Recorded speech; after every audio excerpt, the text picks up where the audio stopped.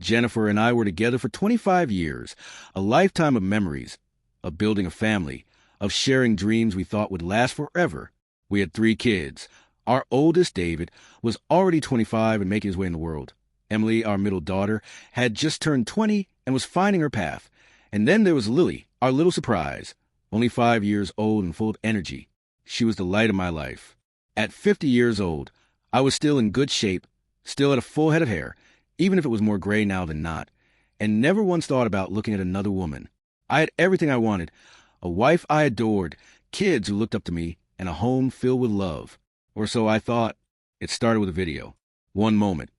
I was a husband planning a summer vacation for our 25th anniversary, thinking about booking tickets for a dream getaway. The next, I was staring at my phone screen, watching the woman I devoted my life to betray me with another man, a man 6 years younger than her, a married man with a child of his own. I had no idea who sent to me. The number was unknown. But the message was clear. She's not the woman you think she is.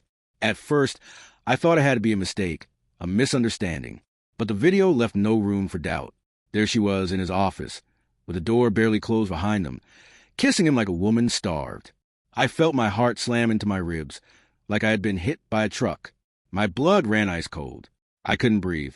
25 years. Gone. Just like that. The first instinct? Rage. White hot, uncontrollable rage. I wanted to drive to her office, tear the place apart, drag him out by his collar, and make him regret the day he ever met my wife. But I didn't, because I knew one thing. If I exploded now, she'd win. Instead, I played the long game. I didn't say a word to Jennifer. I pretended like everything was fine. I kissed her on the forehead when she came home. Let her talk about her stressful day at work. Listened to her laugh like nothing had changed. But everything had changed. I was watching her now. Every move, every excuse, every lie. I stopped touching her, stopped initiating anything. If she asked, I told her I was tired, overworked, not feeling great. She noticed. She asked me what was wrong. She looked at me with those same concerned eyes she had always had, and for a brief moment, I almost believed she still cared. But then I remembered what I had seen, and the anger came rushing back. I wasn't going to be the fool in this story. I was going to be the judge, jury, and executioner. And Jennifer? She had no idea what was coming. I knew I couldn't confront her right away. Not yet. She needed to believe she had the upper hand. So I played along. I kept up the act, watching her from the shadows, memorizing every little detail of her deception. I took note of her schedule, the nights she stayed late at work, the mornings when she left earlier than usual. I became an observer of my own marriage, cold, calculating, and detached. And while I studied her, I was making my own moves. The first thing I did was secure my finances. No way in hell was I letting Jennifer walk away with half of everything I built.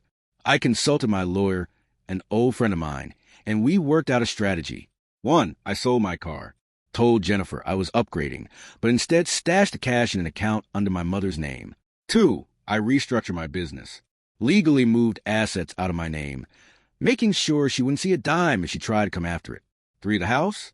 Technically, the deed was in both our names, but the land? That belonged to my mother. Jennifer had no claim to it.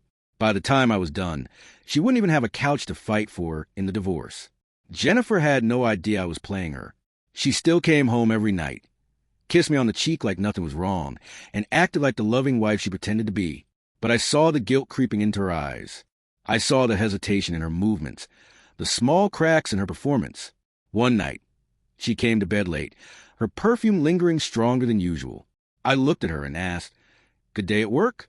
She hesitated, just for a second. That was all I needed. Now it was time to end this. I needed proof, solid, undeniable evidence, something that would break her completely. So I hired a private investigator. A week later, he handed me a folder. I sat in my office and flipped through the pages, my hands steady, my heart cold. Photos, text messages, screenshots of late-night calls. And the best part? She wasn't just sneaking around with one guy. Oh no, my beloved wife was playing the field. This wasn't just an affair. This was a goddamn hobby for her. I closed the folder and leaned back in my chair, exhaling slowly. It was almost time. But I wasn't just going to confront her. I was going to destroy her. It was time to pull the trigger. I had spent weeks, months, crafting the perfect trap. Jennifer still had no clue that her world was about to implode. The funny thing was, she thought she was in control. She thought she was outsmarting me. But she had no idea just how deep this game went. The private investigator's folder had already shown me more than enough. Texts, calls, photos. The affair wasn't just a passing fling. She was living a double life. And it wasn't just one guy. She had two lovers.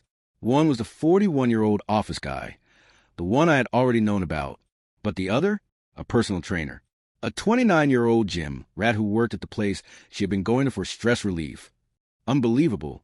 I almost laughed at the absurdity of it. The woman I had spent 25 years building a life with had two side pieces. One she met at work. One she met at the gym. And I was just the dumb husband in the background. Or so she thought. I wasn't just going to divorce her. No, that would be too easy. She needed to feel the humiliation. I reached out to my oldest son, David. I showed him the photos. The proof. He went silent. I could see his fist clenching, his face turning red. He had always been Mama's boy growing up, but now? He looked at those pictures, then at me and simply said, "What do you need me to do?" That's my boy. Jennifer was still clueless. She had no idea that I had planned an anniversary dinner for us, one she would never forget. I booked a fancy restaurant, invited close friends and family, and told everyone it was a surprise for her. She arrived, dressed to nines, smiling that fake innocent smile. She thought she was walking into a celebration. Instead, she walked into a funeral.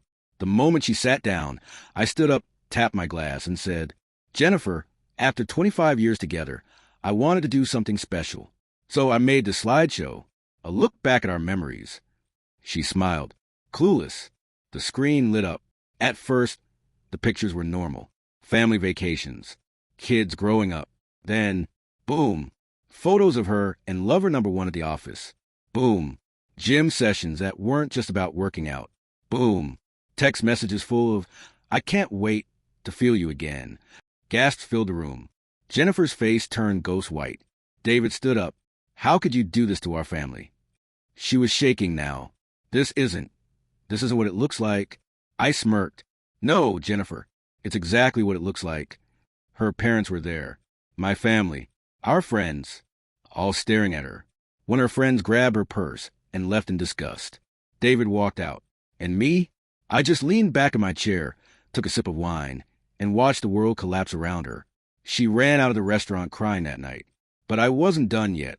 1, divorce papers? Already filed. 2, her car? Sold. 3, her bank accounts? Drained before she even knew what hit her. For the house? My mother's land. She had no legal claim to it. And just to twist the knife deeper, I sent all the proof to her lovers' wives. The 41-year-old office guy, divorced within a month. The personal trainer, his fiancée dumped him on the spot. Jennifer was homeless, broke, and despised by everyone who used to respect her. I won. She showed up at my door 2 weeks later, tears in her eyes, a suitcase in her hands. "Please, I have nowhere to go." I stared at her for a long moment, then shook my head. "You should have thought about that before you threw 25 years away." Then I closed the door, and for the first time in months, I felt free. Jennifer had nowhere left to turn, and that was exactly how I wanted it. But the thing about people like her, they don't just give up. I expected her to crawl back, to beg, to try and play the victim one last time, but I wasn't prepared for just how low she would go. She wasn't done yet, not by a long shot. 3 weeks after the restaurant disaster, after the dust had settled and my lawyer had sent over final divorce terms, Jennifer reappeared, but not alone. She had her sister with her, the same sister who had once called me the best man Jennifer could ever find, the same sister who used to joke about how lucky Jennifer was to have a husband who actually stayed faithful. And now she was standing at my doorstep, glaring at me like I was the villain in this mess. Jennifer had been crying, again. Her makeup was smudged, her hair unkempt, her clothes looking more like they belonged to someone couch-surfing than the woman who once paraded around in designer brands. "You have to be reasonable," her sister started, her voice dripping with the kind of condescension that made my blood boil. "Jennifer made a mistake, but you're tearing her life apart. This isn't justice, it's cruelty." I crossed my arms and leaned against the doorway, not letting them step inside. She destroyed her own life. I just made sure she felt it. Jennifer sniffled, clutching her sister's arm like a lifeline. "Please, just let me come back home. We can work through this." I swear I cut her off with a laugh, a sharp, bitter sound that carried none of the warmth I once had for her. Home? Jennifer, you don't have a home anymore. That house? My mother's name is on it. The apartment? I already settled that in court. The bank accounts? Empty. You lost everything the moment you decided I wasn't enough. Her sister's face twisted in rage. You're heartless. I met her glare with a smirk. And your sister is a liar, a cheater, and an idiot. I'd say we're even. Jennifer broke then, falling to her knees in front of me, sobbing like she had when I first confronted her. Please, I don't know what to do. I have nowhere to go, no job, nothing. I tilted my head, feigning pity. Then maybe you should call one of the guys you threw our marriage away for. Oh, wait, they both lost everything too. Her sobs grew louder, but I didn't care. I had spent months suffocating under the weight of her betrayal. Now, it was her turn to drown. I thought that would be the end of it, but Jennifer had one last card to play. A week later, I received a letter from her lawyer. She was fighting for spousal support. I read the papers and laughed so hard, I nearly dropped them. Spousal support? After cheating? After trying to take me for everything I had? I immediately called my lawyer. Tell me this is a joke. He sighed. Not a joke, but not unexpected. She's claiming emotional distress, loss of income, and the lifestyle she was accustomed to. Honestly, it's a long shot, but she might drag this out just to make your life hell. I leaned back in my chair, a slow grin forming. Then it's time to end this once and for all. Jennifer showed up to court looking like a shell of the woman she once was. Gone was the arrogance, the entitled smirk, the confidence she had when she thought she'd get away with everything. Now, she looked desperate. The judge reviewed the case, taking into account every piece of evidence I had provided. The photos, the financial records, the witness statements. I had built an ironclad case, one that painted Jennifer exactly as she was, a woman who had thrown away 25 years of marriage for a temporary thrill and was now trying to cash in on the very man she betrayed. When the ruling came down, it was everything I had fought for. 1. No spousal support. 2. No claim to the house. 3. No claim to my business. 4. Limited visitation with our daughter, supervised until further notice. Jennifer lost everything, and the moment the judge's gavel hit the desk, sealing the decision, I finally felt at peace. 2 days after the final ruling, I saw Jennifer one last time. She was sitting alone at a cafe, staring blankly at her phone, her shoulders slumped in defeat. I could have walked past her, ignored her, let her rot in the mess she created. But I didn't. I walked up to her table and sat down across from her. She blinked in shock, as if seeing me there was the last thing she expected. She opened her mouth, but before she could speak, I slid a single piece of paper across the table. Her eyes dropped to it. Her hands trembled as she picked it up and read the words. Divorce finalized. No support. No home. No future with me. A choked sob escaped her lips. Please. I stood up, adjusting my jacket, looking down at the woman I had once loved, now nothing more than a lesson in betrayal. Goodbye, Jennifer. Then I walked away, leaving her behind forever. The divorce was finalized. The legal battles were over. Jennifer had lost everything. Her home, her finances, and most importantly, the respect of everyone who had once stood by her. But for me, it wasn't just about winning. It was about reclaiming my life. For the first time in months, I woke up without feeling like a weight was pressing down on my chest.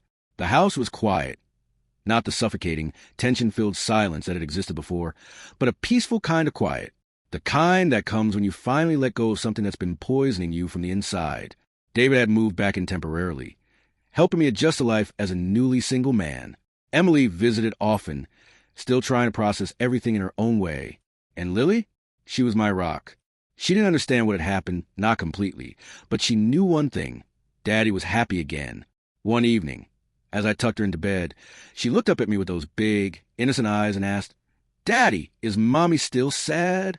I hesitated for a moment, then stroked her hair. Mommy made some mistakes, sweetheart, but she's going to be okay. I wasn't sure if that was true, and honestly, I didn't care anymore. Word traveled fast. It turned out Jennifer's friends weren't really friends at all. Once the truth came out, they abandoned her like rats fleeing a sinking ship. The women who used to praise her, who admired the perfect life she had built, wanted nothing to do with her now. She had moved in with her sister, at least for a while, but I knew that wouldn't last. Her sister had a husband kids, a whole life of her own. There was no room for a bitter, broken woman who had lost everything to her own stupidity. She tried to get a job, but after 20 years of living comfortably off my success, she realized that real work wasn't as easy as she thought. The corporate world had no place for someone with zero loyalty and a ruined reputation. I heard from mutual acquaintances that she started dating again, if you could call it that, but the men she found weren't interested in love or companionship. They saw her for what she was now, desperate, vulnerable, and easy to take advantage of. The last I heard, she was staying in some cheap rental apartment on the other side of town, barely scraping by. I should have felt something about that. Maybe pity, maybe regret, but I didn't. One night, a few weeks after the divorce was finalized, my phone buzzed. I glanced at the screen. Jennifer. I almost didn't open it, but curiosity got the best of me. It was a long message, a mix of apologies, regrets, and desperate attempts at justification. She swore she had never meant to hurt me, that she didn't know what she was thinking, that she missed me, that she still loved me, that maybe, somehow, we could find a way back to each other. I stared at the message for a long time. Then I deleted it. Some things don't deserve a response. 1 year later, I was a different man. I had taken time to heal, to rebuild. I poured myself into work, into fitness, into being a father. I traveled. I met new people. And eventually I started dating again. She was nothing like Jennifer. She was kind, honest, and didn't play games. She respected me. And for the first time in a long time, I felt like a man again. I never looked back. Because when you finally break free from a liar, from a cheater, from someone who never truly valued you, the best revenge isn't ruining them. It's thriving without them. And I was thriving. Jennifer? She was nothing more than a distant memory.